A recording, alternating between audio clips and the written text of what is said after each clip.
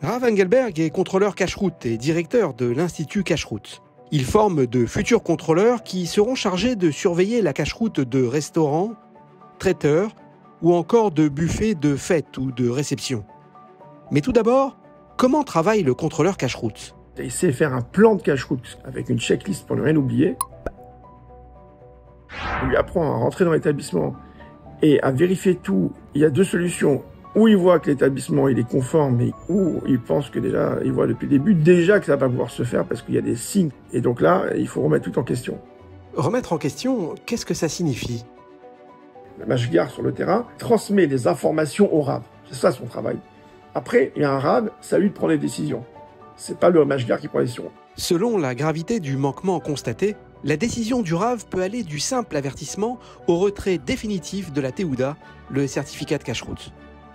Mais avant d'être embauché, quelles conditions doit remplir un contrôleur cache-route ? Une personne qui va garantir la cache-route, c'est une personne qui est déjà Shomer Shabbat, mais une personne qui respecte la halakha, qui a la kippa, qui a le taïd katan, qui fait les tfilotes, 3 tfilotes par jour, qui met tfilin tous les jours, enfin, méticuleusement. Donc déjà, lui, on sait que comme il respecte, il va aussi faire respecter la halakha pour les autres.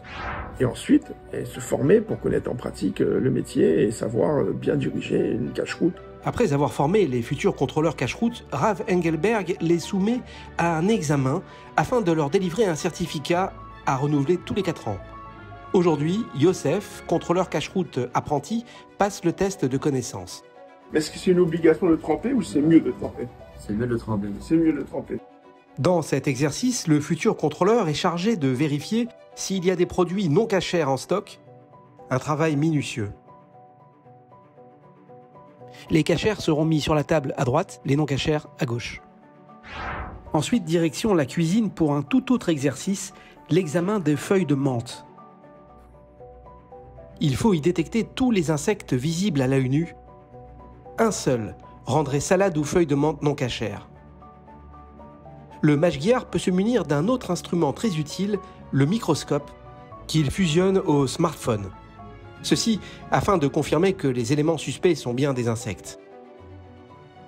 Le surveillant apprenti a toutefois la confirmation que les feuilles de menthe comportent un véritable zoo.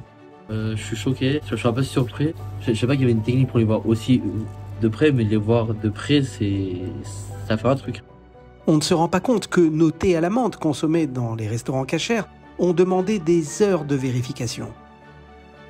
Mais pourquoi une telle minutie ? En quoi la responsabilité du surveillant cache-route est-elle si importante ?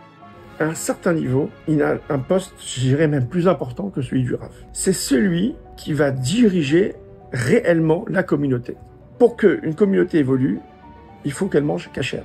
Parce que lorsqu'on mange pas de la nourriture cachère, ou on mange du faux cachère, ça bouche l'âme juive. Il y avait des séminaires où ils amenaient des gens qui n'étaient pas du tout religieux.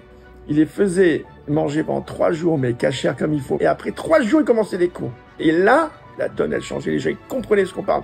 Parce que les gens qu'on pourrait leur parler jusqu'au lendemain, ils sont bouchés. Ça sert à rien de parler. Donc, en faisant manger les gens en cachère, on dirige la communauté ou vers l'élévation, ou malheureusement, vers la catastrophe si c'est du faux cachère. Donc, en fin de compte, le mashgiach cache-route, ça s'appelle un conducteur. C'est comme si vous avez un chauffeur. Et dans le chauffeur, vous avez un Rav, un président, mais c'est celui qui conduit. S'il fait un accident, il fait tout le monde tomber. Par rapport à votre menu, il faudrait qu'il vienne vous donner le menu ou votre carte. Allô ? On va mettre des photos. J'ai trouvé quelqu'un. Des établissements appellent Rav Engelberg pour qu'il leur envoie des surveillants cache-route déjà formés. D'ailleurs, quel est le salaire d'un surveillant cache-route ? Il est à 2 000 €, à 2 500 €, mais tout dépend des compétences. Je veux dire, on ne peut pas arriver à 16 ans ou à 18 ans et demander 2 500 €. En résumé, quelles sont les qualités essentielles que doit avoir un bon surveillant en cache-route ?